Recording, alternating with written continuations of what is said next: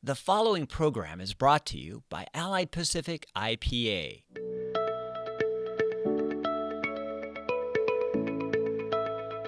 Hi everyone, welcome to today's program. We have with us a very special guest today. This is Angie. Angie Ye, you're from Alzheimer's LA, correct? Absolutely. Tell us a little bit about your organization. What do you do? So we are a local nonprofit that's been in operation for 30 plus years. We focus on primarily raising awareness and lowering stigma about Alzheimer's disease and other related dementias for families, for the general public, and just for people who have yet to be diagnosed. Dementia. I've heard the word many times. I honestly can't say I could give you a definition. What would be a good way to define dementia? So dementia itself is not an actual disease. It's actually a group of symptoms that have affected the brain. Alzheimer's disease being the most common, about 60 to 80% of all individuals living with dementia is because of Alzheimer's disease. Can anybody develop Alzheimer's? Actually, as we increase in age, there is an increased risk of developing Alzheimer's or another type of dementia, but it's not exclusive in terms of just older adults. Anyone who is, as long as you're a person, you do have a risk, regardless of age, of developing dementia. See, like this morning, I lost my keys. I keep doing things like that. Is that a sign that I may be developing Alzheimer's? That's a really good question. A lot of people do have that concern, but I would say that it's part of normal aging whenever we're putting something away that it shouldn't go in this place, or maybe we're forgetting where we put something. But the difference is that you remember it later, and that's part of normal aging. Where it becomes more serious is having difficulty recalling a family member or a close friend's name, having difficulty spelling their names, having trouble going to a place and remembering where you just went, or saying something and forgetting that you had said something 5 minutes ago, and just getting lost. A lot of those things related to memory. So it can really range depending on what stage a person is on this journey. And so if we're caring for somebody, maybe a parent or grandparent, what kind of signs would we be looking for them if they are developing Alzheimer's or dementia? So something we should look for would be, of course, the most obvious changes in their memory, also having difficulty with language. That's also something that can be affected by Alzheimer's disease. Other things involve maybe hallucinations, changes in personality. And so when we're starting to notice new signs, then we have to seek a doctor as soon as possible. Before I forget, I want to make sure everybody knows you've got a phone number, a helpline, that people can contact you if they've got questions. I believe the number, correct me if I'm wrong, is 844-435-7259. Does that sound like that's the right number? Yes, correct. And if you have any trouble at all recollecting that number, it's also 844-HELP-ALZ. Okay, see, that was kind of a test to make sure my memory was good enough to remember the phone number, so I think I'm doing pretty well today.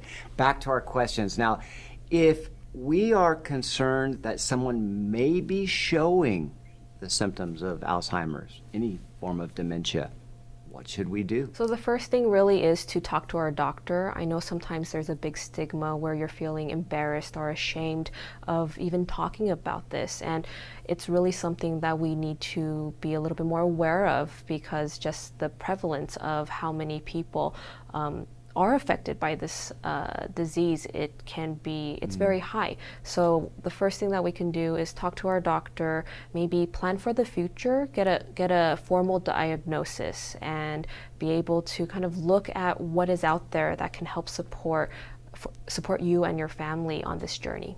There's some type of exercises, something that people can do to prolong their health for their brain? Of course. So there's a lot of things that we can do just to keep our brain healthy. Some of that includes eating right, making sure we're exercising, making sure that we're not only exercising our bodies, but we're also exercising our brains as well through, mental stimulation.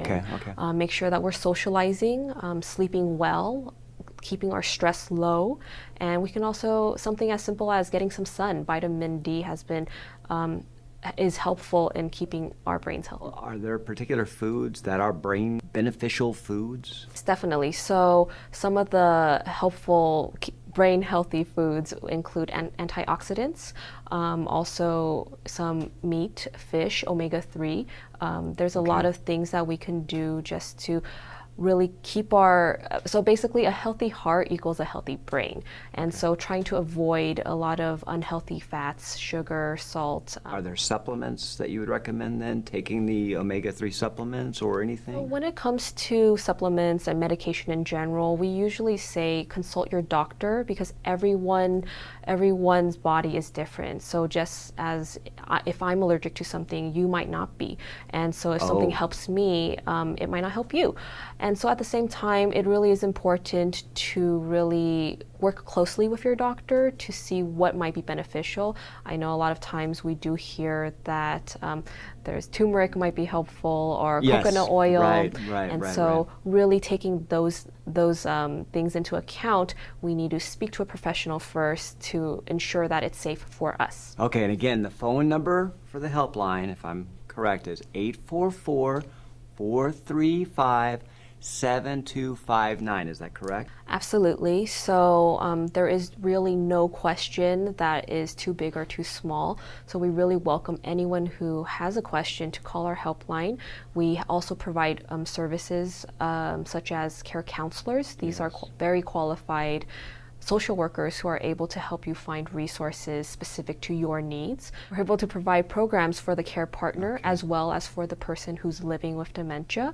And we're also able to just really offer support groups, just a safe place to come and talk about difficult feelings and kind of help navigate this difficult journey. Right, and it's amazing how similar it is for this friend of mine to taking care of an infant, where he cannot leave his wife home alone now. So this is something very common, and while we do want to be aware of the dangers that might be at home and really just being proactive as care partners, we also want to do our best to keep the person who's living with dementia as they are. So a lot of times we do assist with trying to defer from seeing the person that's living with dementia as a child, because we really want to help maintain the independence and just the respect, and really just help. This will also help care partners alter how they view the situation,